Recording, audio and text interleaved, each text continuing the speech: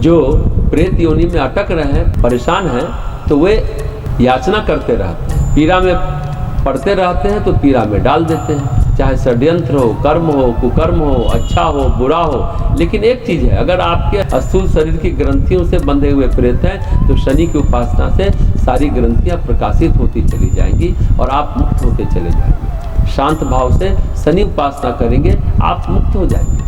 अगर आप ये करते हैं तो दुनिया संकट से बचेगी, परेशानी से बचेगी। प्रेत क्या है? अंधेरा है, लेकिन अंधेरा जीवन नष्ट नहीं करता। तो ध्यान रखना चाहिए, एकादशी का व्रत, गीता पाठ, श्रीमद् भागवत पुराण का पाठ प्रेतों को सुकून देता है, सद्गति देता है, कल्याण होता है। शनि उपासना करने से चाहे तंत्र द्वारा बंधे हुए हो, चाहे दुष्कर्म के द्वारा बंधे हो, चाहे आपके परिवार के हो, चाहे कोई और हो, सभी छूटते चले जाते हैं। इससे बड़ा प्रायश्चित विधान कुछ नहीं है।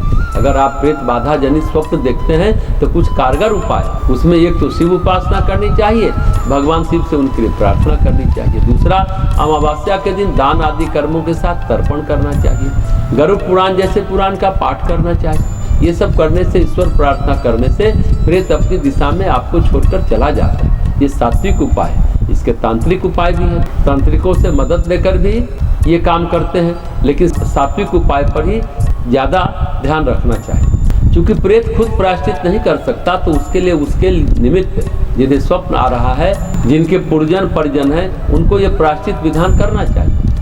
उस प्रेत के निमित्त आपको कष्ट उठाना पड़ेगा। हमेशा यह ध्यान रखें, अगर आप कर्म से ज़्यादा पुण्य भोगते हैं, आपके खाते में पुण्य नहीं है, लेकिन आप उपभोग कर रहे हैं, तो आपके जीवन में उपद्रव खड़े हो जाएंगे। रावण ने कर्म से ज़्यादा पुण्य भोगा, कर्म से ज़्यादा महिला को भोगा, तो सीता बैठ गई आकर लंका में।